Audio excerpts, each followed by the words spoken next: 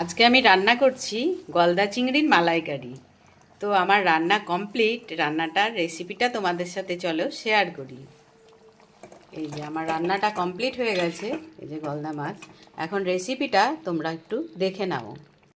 বাজার থেকে আজকে জ্যান্ত গলদা চিংড়ি কিনেছি।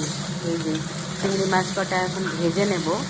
ভাজতে গিয়ে মাছটায় প্রচুর তেল ছিল, তেল বেরোচ্ছে দেখো। এই যে এগুলো মাছের তেল বেরিয়েছে, আমি অল্প একটু তেল দিয়েছি। মাছটা ভেজে নেব, একটু হালকা করে ভেজে নেব, তারপর বাকি রান্নাটা করব। কড়াইয়ে সর্ষের তেল দিয়ে তেজপাতা আর গরম মশলা ফোড়ন দিয়েছি, অল্প একটু জিরে দিয়েছি।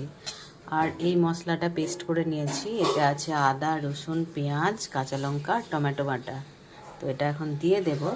তারপর এটা কষা হলে তারপরে দেব মাছ।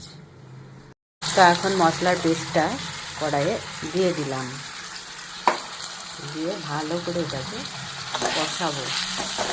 ভালো করে কষানো হয়ে গেলে একটু পোস্ত বাটা আর একটু নারকেল বাটা দিয়ে দেবো। তারপরে মাছগুলো দেবো।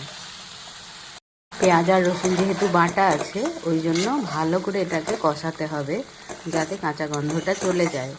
মশলা থেকে তেল ছেড়ে গেলে তারপরে জল দেবো। মশলাটা কষানো হয়ে গেছে। এখন কাজু, পোস্ত আর নারকেলের দুধটা এর মধ্যে দিয়ে দেব।